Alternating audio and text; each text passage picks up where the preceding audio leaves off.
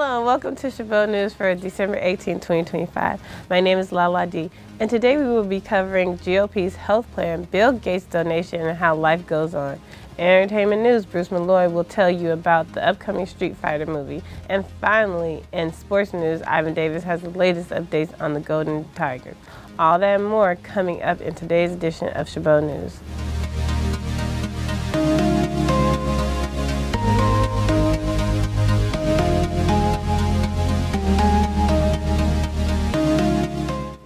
Recently, Greenbelt Alliance, in partnership with the Hayward Area Shoreline Resilience Collaborative, hosted their first workshop to have all partners involved in the preservation of the Hayward shoreline interact with the public and inform everyone of the plans for the future. The Hayward Shoreline Resilience Collaborative held its first community workshop on November 18, 2025, to help residents understand how scientists are protecting local habitats and critical infrastructure.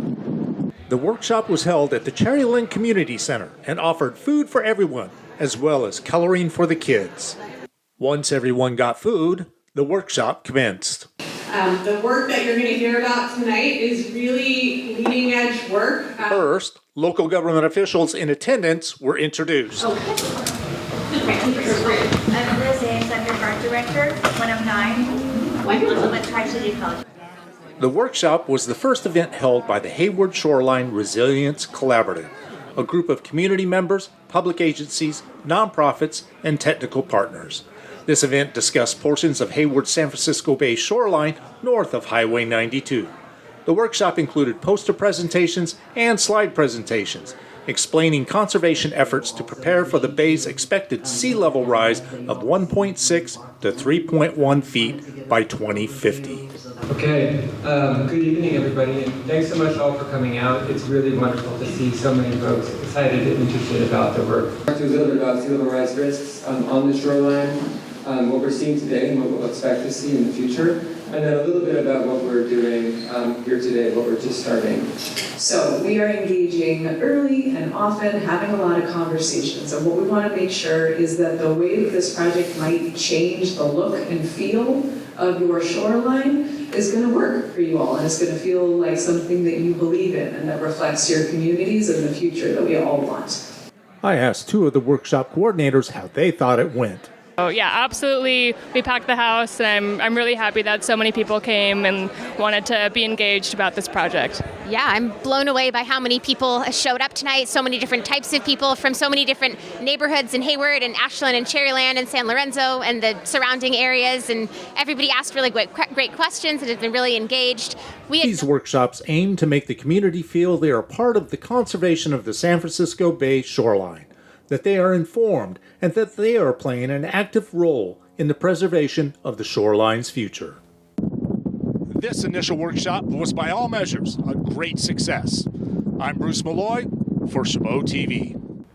Due to climate change, the sea level rise of the San Francisco Bay is expected to increase by 1.6 to 3.1 feet over the next 25 years. Working with all partners in the conservation and continued recreational use of the Hayward shoreline will be necessary to ensure its preservation and access going forward. On the week before Christmas, all through the House, a GOP health care plan is stirring, which could affect you and your spouse. John Larink reports. Health care is among the last items on the House of Representatives' agenda for 2025, and it might take a Christmas miracle to get it passed. The lack of urgency and the lack of care on this issue is so indicative of how disconnected people are from the real-life consequences that people are experiencing because of this. The Republican-backed proposal unveiled Friday includes expanding the availability of associated health plans to allow employers to join together and buy coverage. We have the tool in the toolbox to make another unilateral Republican run at reforms that we believe will bring the cost of care down. It would also fund cost-sharing reduction payments to lower premiums for certain Affordable Care Act enrollees. We want to give the money to the people and let the people buy their own great health care. And they'll save a lot of money, and it'll be great. However, the plan doesn't extend enhanced ACA subsidies, which expire on New Year's Eve. If those Obamacare subsidies lapse, Some could see their premium payments more than double, according to the KFF Nonpartisan Health Policy Research Group. Tens of millions of Americans are now about to experience dramatically increased health insurance premiums. That's totally unacceptable. I'm John Lawrence reporting. How each party handles this access to health care through subsidies will have a great impact on next year's midterm elections. The GOP could suffer greatly if they do not resolve this problem. Bill Gates is among the international philanthropists and leaders making a major donation to help fund the fight against polio. The group is pledging $1.9 billion toward the cause. It's money toward an effort that's expected to vaccinate 370 million children against the disease. The Global Polio Eradication Initiative was started in 1988 and has reduced polio cases by nearly 100%. The goal is to completely end the threat of polio worldwide before the end of the decade. Officials say the funding gap for the initiative is now about $440 million. Recent cuts to global health and foreign aid by the U.S. and other countries are partly to blame for the shortfall. According to the initiative, now let's see what Bruce has for us in entertainment this week. Thanks, Lala D.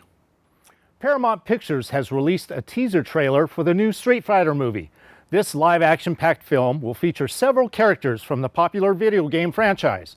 The new Street Fighter is set in 1993 as recruits prepare for the next World Warrior tournament in an unknown world. The film stars Kalina Liang as Chun-Li, Andrew Koji as Ryu, and Noah Centineo as Ken Masters. Other notables in the cast include Cody Rhodes, singer Orville Peck, rapper 50 Cent, and Jason Momoa as Blanca. Street Fighter hits movie screens next year on October 16th. Happy birthday, Dick Van Dyke.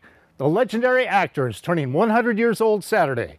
He is best known for his roles in Mary Poppins, Bye Bye Birdie, Chitty Chitty Bang Bang, and of course, The Dick Van Dyke Show. Over the course of his career, he has won 4 Primetime Emmy Awards, a Tony Award, and a Grammy Award. He was also inducted into the Television Hall of Fame in 1995. In honor of the big day, the documentary film Dick Van Dyke 100th Celebration is playing in theaters this weekend. As far as how Dick Van Dyke plans on celebrating his milestone birthday, his wife recently told People magazine that he plans on watching Jeopardy reruns. At 100 years young, Dick Van Dyke proves the real final answer is stay curious, keep laughing, and always watch Jeopardy. Back to you, Lala D. Thanks, Bruce. A high-fiving gorilla has won the top prize in this year's Nikon Comedy Wildlife Awards. The image was captured by British photographer Mark Methcon. Organizers said this was a record-breaking year for the annual contest. It got more than 10,000 entries from 109 countries. Judges narrowed the entries down to a selection of 40. A panel of judges then selected the overall winner as well as the category winners. The winners, which were announced at a ceremony in London Tuesday, are on display with the competition's other finalists in London until December 14th. One Bay Area man is turning tragedy into purpose. After surviving a shooting that left him paralyzed, Arthur Renowitsky chose not to give up. Instead, he's dedicating his life to preventing youth violence and inspiring the next generation. Alan Sampson has his story. Arthur Renowitsky's life changed forever in 2007 when he was shot and left paralyzed. Instead of letting tragedy define him, he turned it into his mission. I was robbed, shot, I had $20 in my wallet. The bullet went through my chest, went through both of my lungs, shattered my spinal cord, and it still lodged in my body to this day. That one moment of violence led to the creation of the Life Goes On Foundation, a nonprofit dedicated to ending youth violence and inspiring others to rise above adversity. I feel like trauma built up a lot of hunger and motivation. A lot of people didn't make it from my situation. I'd rather be in my position any day of the week than 6 feet under. Through school visits, leadership programs, and his own story, Renowitsky shows young people that change begins with them. Just starting with the youth and the younger generation is most important. The guy that shot me was younger than me. I feel like mentorship and working with young people is where we can make a change for the next generation. Beyond advocacy, Renowitsky also plays wheelchair basketball with the Golden State Road Warriors. proving the power of sport to heal and connect. Adaptive sports, it's leadership, teamwork, communication, and you could take those skills and apply it to, whether it's business, family, and friendships. And through music and public speaking, he continues to inspire thousands with a message of resilience. Just to keep going, to be able to turn negative situations into positive. Life ain't over. To hear the full conversation with Arthur Winowitzki, visit youtube.com/@ETE Talk Show. I'm your host, Alan Sampson, reporting for Chabot Evolve the Earth. Through mentorship, adaptive sports, and sharing his own journey, Winowitzki hopes his message reaches young people before violence does, proving that even after life-changing trauma, life truly does go on. A hiker's journey through a popular national park took a dangerous turn when he got stuck in quicksand. Austin Dirks was hiking at Arches National Park in Utah when he sank knee-deep into the mud. Dirks, an experienced hiker, used a GPS satellite messenger to alert rescuers to the location. He was stuck for hours in freezing temperatures by the time a park ranger reached him to hand him a shovel to start digging. The problem? Water and sand kept refilling the hole faster than Dirks could shovel. Soon after, the cavalry arrived in the form of a full search and rescue team. The crew laid out a ladder and traction board so they could pull Dirks out and get him to safety. Dirks is doing okay and said that was the closest he's ever felt to dying, owing his life to the rescuers. Now let's go to Ivan with the latest sports news. Thanks, Lala D. The Golden Tigers roared out to a 17-4 start, fueled by the debut of overseas veteran Anthony Hill. With years of pro experience across Europe, Hill showed why he's a force. But when the Knights crawled back late, it took a clutch shooting from an All-American guard and one unforgettable finish to decide it. Corey Douglas blocks a shot that leads to a score by Hill.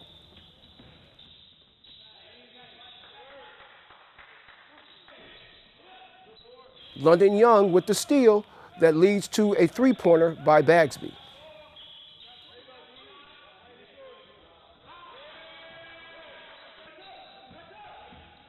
Hill shows his dominance as part of a 17-4 run to start the game.